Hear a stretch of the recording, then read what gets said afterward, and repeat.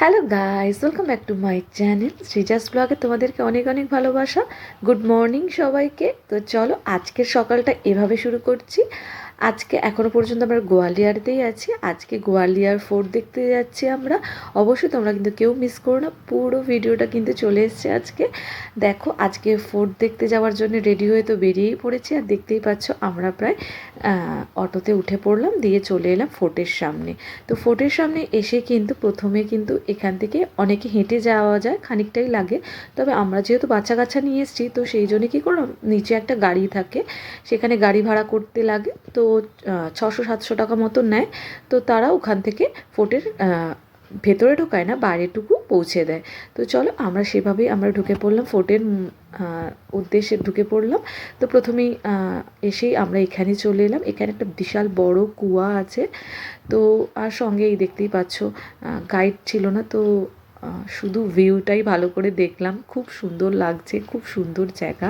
গোয়ালিয়র আমরা আগের বারেও এসেছি, কিন্তু সেভাবে এত ভালো করে ঘোরাটা হয়নি। তো মোটামুটি চলেছে। তো চলো দেখো কি বিশাল বড় একটা কুয়া, দারুণ না? আর আমার খুব ভয় লাগছে, চারিদিকটা না কীরকম ভেঙে ভেঙে গেছে। আর এই দিকগুলো দেখো, চারিদিকে কিন্তু গুপ্ত পথ রয়েছে। তো সেইগুলো দেখছিলাম, ভাবছিলাম যে বেশ ইমাজিন করছিলাম যে তারা কীভাবে এইভাবে এখান দিয়ে যেত। আর কেলার মধ্যে অনেক গুপ্তপথ রয়েছে, সেখান থেকে তারা নিচে যাওয়া, নিজের প্রাণ বাঁচানো সমস্ত রকম ব্যবস্থা তারা করে রেখেছিল। এত সুন্দর কেলা, দারুণ লাগলো ঘুরতে। তো চলো দেখো, এরপর আমরা ওখান থেকে বেরিয়ে চলে যাচ্ছি হচ্ছে ফোর্টের দিকে যাব। আর এখানে রয়েছে মিউজিয়াম, রয়েছে ফোর্ট রয়েছে, তার সঙ্গে রয়েছে সাসবাহু কা মন্দির, তারপরে আরও কয়েকটা ভিউ রয়েছে, প্যালেস রয়েছে রাজার। তো সেইগুলো দেখবো আজকে সবই। তো দেখো এখান থেকে ভোপাল শহরটা দেখতে কিন্তু এরকম সুন্দর লাগে, কি বলবো, মনোমুগ্ধ করা জায়গা। আর বলে শেষ করতে পারছি না। এই দেখো এবার আমরা ফোর্টের দিকে যাচ্ছি। কি সুন্দর ফোর্টটা না, দারুণ। জাস্ট দেখেই কি বলবো, মনটা একদম যেন কোথায় যেন চলে যাচ্ছে, এরকম মনে হচ্ছে।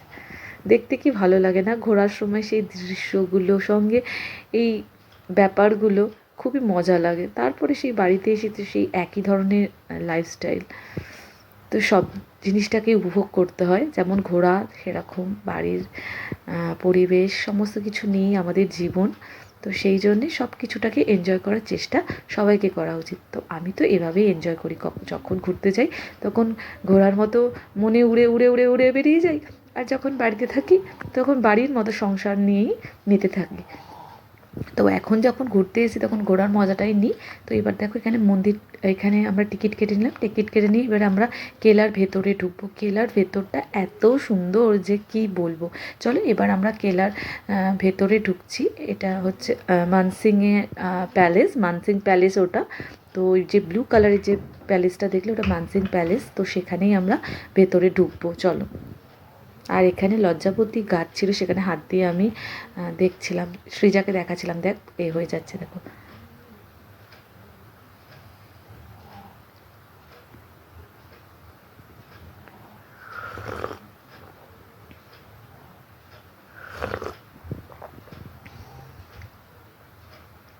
চা খাচ্ছি আর এই ভিডিওগুলো এখন আমি আপলোড করার ব্যবস্থা করছি, যাকে বলে। কি সুন্দর ভিউ, তোমাদের সঙ্গে না শেয়ার করলে সত্যি করে মানে খুব হয়ে যাবে, মারাত্মক ভুল হয়ে যাবে। তো সেইগুলো যেটুকুনি আমি পেরেছি আমার ক্যামেরার দ্বারায়, আমার নিজস্বভাবে আমি এভাবেই ভিডিও করার চেষ্টা করেছি, যাতে তোমরাও যারা বাড়িতে বসেও এই ভিউগুলো দেখতে পাও। আর তোমাদের যাদের যাদের ইচ্ছা করছে তারা কিন্তু ঝটপট করে চলে আসো গোয়ালিয়রে।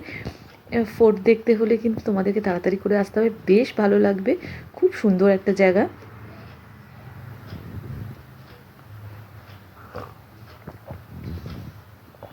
এরপর দেখো আমরা আস্তে আস্তে নিচে নামছি। আর সৃজা তো খুব ভয় পাচ্ছিল, চেল্লাচ্ছিল। তারপরে দেখো এই ফোর্টটা এমনই না, একটা স্তর দেখছো এরকম, সেম নিচের স্তরটাও ঠিক আন্ডারগ্রাউন্ড যে রাস্তাটা আছে ওটা দিয়ে গেলে আবার সেম এরকমই স্তর, ঠিক এইভাবেই স্তরে স্তরে স্তরে স্তরে। কিন্তু দেখো এটা দেখতে তোমাদের বাড়ি থেকেও দেখেছিলে যে এটা এরকম টাইপের রয়েছে, ব্লু কালারের যে দিয়ে করা আছে। তো সেই রকম মিনেকারি টাইপের খুব সুন্দর একটা ব্যাপার লাগছে, আমি ঠিক বলে বোঝাতে পারবো না, এত সুন্দর জায়গাটা। তো দেখো একটার পর একটা স্তর কিন্তু সেম সেম জায়গায় চলে আসছে, তবে হ্যাঁ একটু ডিজাইনের পার্থক্য রয়েছে, কিন্তু সবটাই কিন্তু সার্কেল সার্কেলভাবে রয়েছে। তো এরপর চলে এলাম আমরা কিন্তু সাসবাহুকা টেম্পলে। দেখো এটা সাসবাহুকা মন্দির হ্যাঁ এটা। তো সাসবাহু মন্দিরে যাই চলো। সাসবাহুকা মন্দিরটাও ফাটাফাটি, জাস্ট ফাটাফাটি। আর এখানকার বেশিরভাগ মন্দিরগুলোই আমি দেখছিলাম, যেগুলো মন্দিরগুলো করা হয়েছে সবই। এরপর যে তেলি মন্দিরটা যাব, সেখানেও কিন্তু খানিকটা হচ্ছে দক্ষিণ ভারতের স্টাইলে একটুখানি করা রয়েছে দেখলাম মন্দিরগুলো, খুবই সুন্দর। তো মন্দিরের মধ্যে কিন্তু কোনো মূর্তি নেই, এগুলো সব মিউজিয়ামে আছে। তো আমি তো জানতাম না এখানে ভেতরে মন্দিরের মধ্যে নেই মূর্তি। তো গিয়ে দেখি মূর্তি নেই, তখন শান্তকে বলছিলাম, তো শান্ত বলছিল যে এগুলো সব মিউজিয়ামে নিয়ে চলে যাওয়া হয়েছে অনেক আগে। তো মন্দিরগুলোই দেখি চলো, খুব সুন্দর।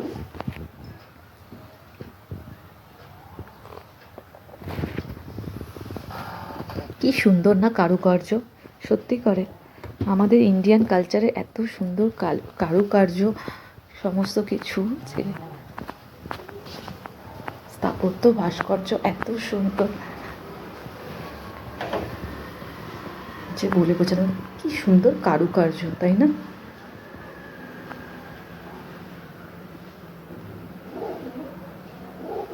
খুব ভালো করে আমরা ঘুরলাম এবারে। আর সৃজা আর ঈশান একটু বড় হয়ে গেছে বলে কোনো রকম অসুবিধাই সত্যি করে ঘুরতে আমাদের হয়নি। আর আমাদের ঈশান তো হাঁটতে খুবই একদম এক্সপার্ট। তারপরে দেখো আমরা চলে এলাম তেলিকা মন্দির। তেলিকা মন্দিরটা পুরো আর কি দক্ষিণ ভারতের স্টাইলে বানানো বললো, আর এভাবে রয়েছে।